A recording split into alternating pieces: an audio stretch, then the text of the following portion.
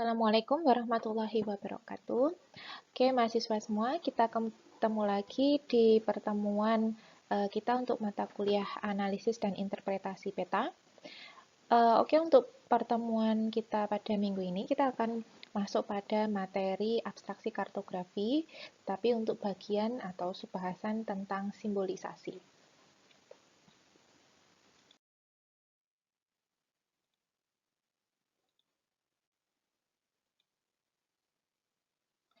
Oke, jadi sebelumnya pada bagian materi abstraksi kartografi kita sudah pernah membahas yang pertama tentang seleksi, kemudian ada juga tentang klasifikasi, lalu juga ada generalisasi atau simplifikasi.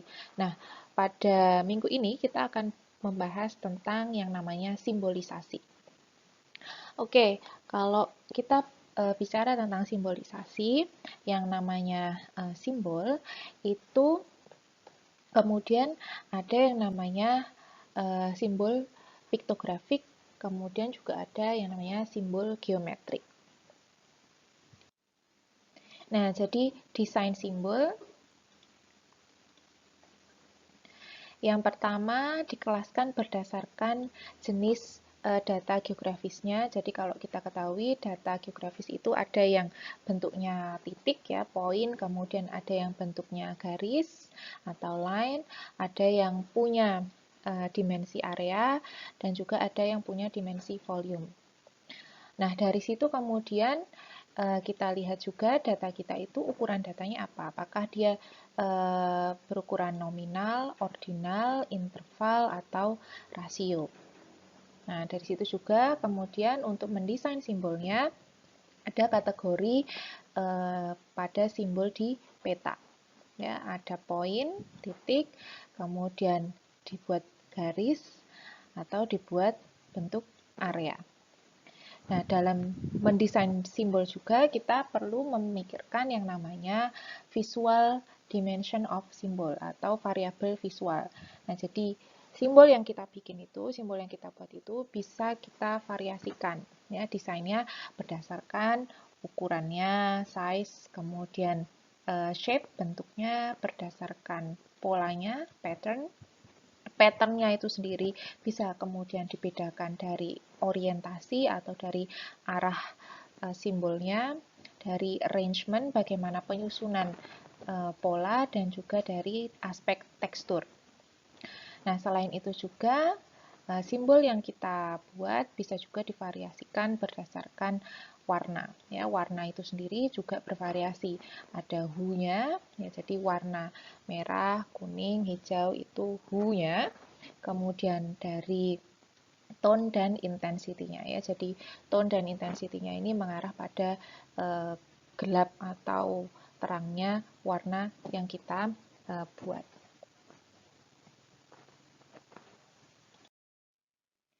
Nah, oke, simbol peta ya. Jadi peta merupakan sumber informasi yang diwujudkan dalam bentuk simbol. Jadi kalau kita lihat peta itu sebenarnya merupakan kumpulan dari simbol yang kemudian didesain sedemikian rupa sehingga simbol yang kita buat itu merepresentasikan realita atau merepresentasikan kondisi sebenarnya di bumi. Ya. Jadi di sini juga dikatakan bahwa simbol merupakan bentuk tertentu sebagai perwakilan kenampakan. Sehingga karena dia merupakan perwakilan kenampakan dari kondisi realitanya, maka dikatakan bahwa simbol merupakan bahasa peta. Ya. Jadi bagaimana seorang pembuat peta atau seorang geograf dalam mengkomunikasikan data spasial, salah satu produk akhirnya adalah peta. Nah, di mana peta itu menggunakan bahasa, yaitu bahasanya adalah simbol. Oke. Nah, simbol peta merupakan bentuk representasi dari data spasial, ya karena kita bekerja menggunakan data jenis yang spasial, ya sehingga tidak hanya memberikan informasi terkait apa, tetapi juga memberikan informasi tentang di mana, ya di mana objek itu berada. Kemudian terkait dengan simbol peta, dikatakan bahwa simbol peta itu hemat tempat dan lebih mudah dibaca. Lalu juga simbol peta ini dia memegang peranan penting ya, karena dari simbol itulah yang namanya isi dari peta itu kemudian bisa dipahami. Ya. Simbol-simbol ini merupakan informasi utama untuk menunjukkan tema dari suatu peta. Ya. Sehingga kemudian dalam kita seorang geograf ketika membuat peta, maka kita perlu memikirkan bagaimana desain simbol yang baik. Salah satunya dengan memahami pemahaman psikologi untuk evaluasi grafis.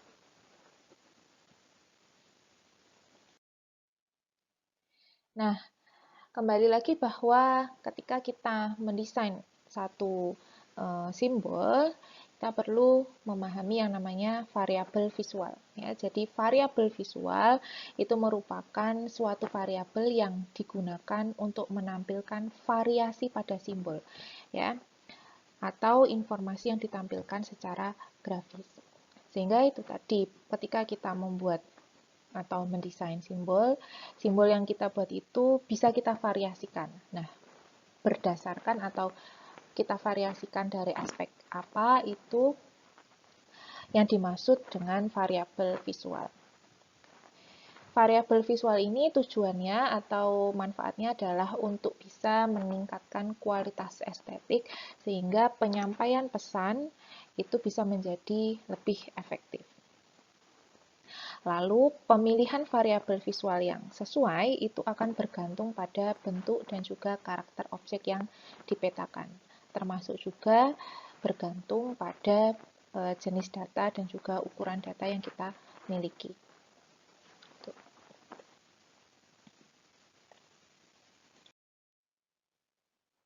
Oke, jadi variabel visual ada banyak ya. Menurut Bertin 1967 ada orientasi atau arah, kemudian nilai, lalu ada tekstur atau kepadatan, ada warna, bentuk, dan ukuran. Ya, jadi simbol yang kita buat itu kemudian bisa kita variasikan, bisa kita ubah-ubah dari aspek orientasi, dari aspek nilai, dari aspek warna, bentuk, dan ukurannya.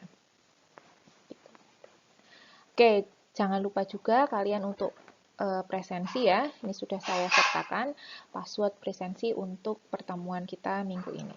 Ya, jadi setelah ini nanti kalian bisa presensi.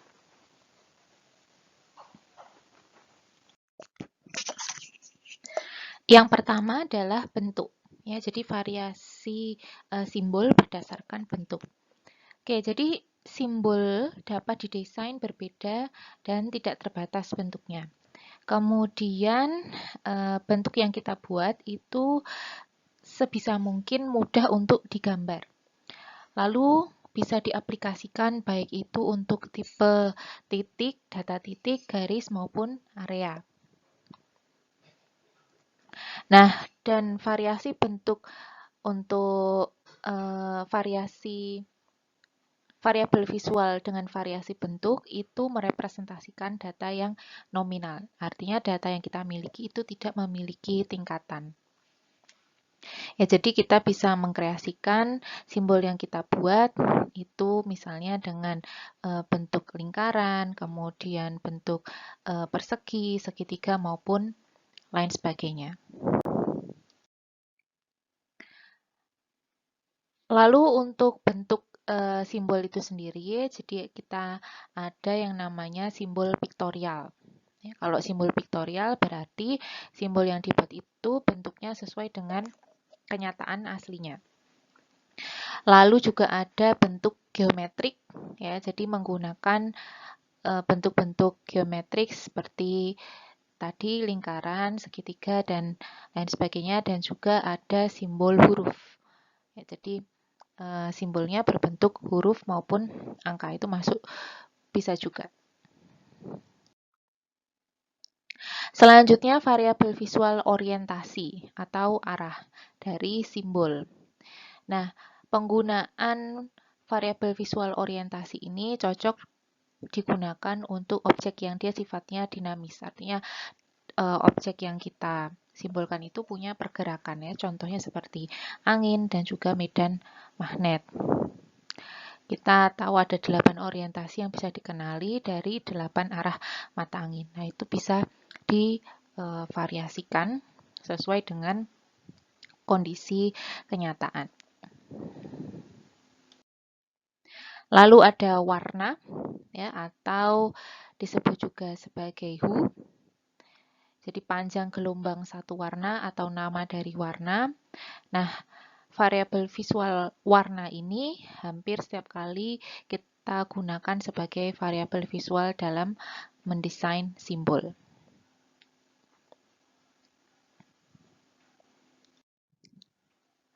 Kemudian variabel visual tekstur.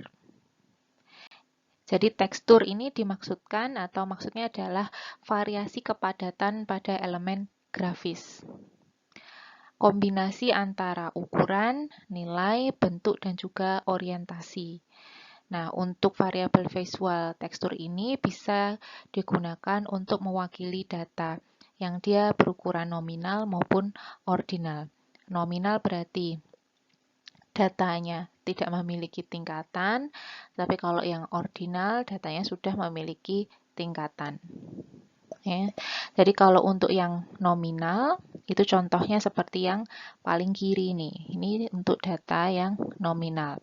Artinya, tekstur antara satu simbol dengan simbol yang lain itu berbeda. Ini sangat berbeda. Kalau yang bagian paling atas ini kan garis-garis ya. Kalau yang tengah ini titik-titik, kalau yang bawah ini bentuknya seperti bata ya teksturnya.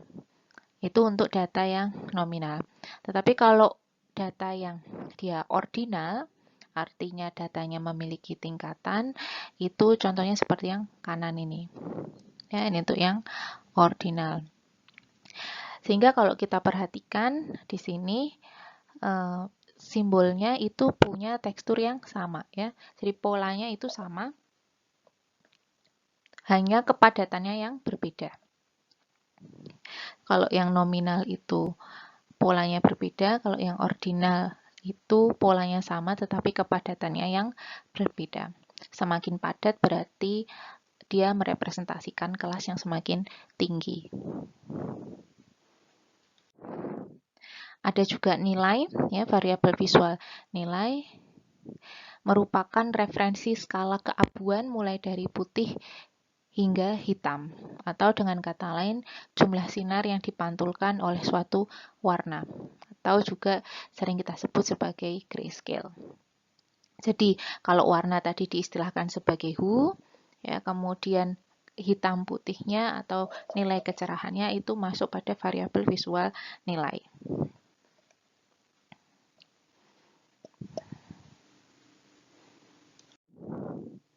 Lalu ada ukuran, ya. Jadi untuk ukuran ini digunakan untuk merepresentasikan data yang sifatnya kuantitatif. Kemudian umumnya digunakan juga untuk merepresentasikan data tipe titik. Lalu untuk ukuran, ya, dimensi semakin besar ukuran ini maka akan mewakili semakin tinggi juga besar nilai objeknya. Jadi dalam simbolnya itu sudah ada tingkatan, bisa untuk merepresentasikan data yang kuantitatif, dia yang interval maupun yang rasio. Oke, jadi ini merupakan gambar contoh keseluruhan bagaimana simbol divariasikan berdasarkan variabel visual. Ada bentuk, ukuran, ya, warna, nilai, tekstur, dan juga orientasi. Kemudian diaplikasikan untuk data yang tipe titik, garis, maupun yang area.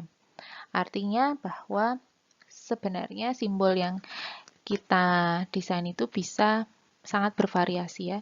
Kembali lagi kepada karakteristik data yang kita petakan. Apakah datanya berukuran nominal, ordinal, interval, maupun rasio. Datanya bersifat kualitatif maupun yang kuantitatif. Nah, itu nanti tinggal kita sesuaikan dengan karakteristik data, baru kita pikirkan bagaimana sebaiknya simbol tersebut kita desain dengan berbagai variasi menggunakan variabel visual. Ya, ini juga tabel acuan ya, bagaimana ukuran data nominal, ordinal, interval, rasio. Kemudian ini misalnya variabel visual ukuran, itu bisa digunakan untuk merepresentasikan data ordinal, interval, maupun rasio. Kalau yang warna, ya, kemudian tadi orientasi dan juga bentuk itu digunakan untuk data yang nominal.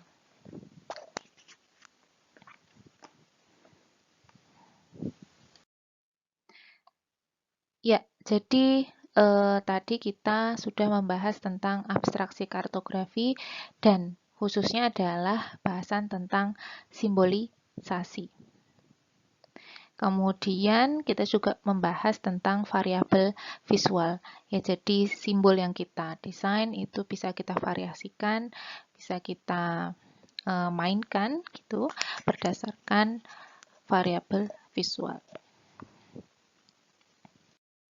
Ya, jadi sekian materi saya pada minggu ini, sehingga materi tentang abstraksi kartografi ini sudah selesai ya. Jadi sebelumnya kita sudah pernah membahas materi tentang seleksi, kemudian klasifikasi, simplifikasi, dan yang terakhir minggu ini adalah simbolisasi. Oke, saya tutup. Terima kasih. Wassalamualaikum warahmatullahi wabarakatuh.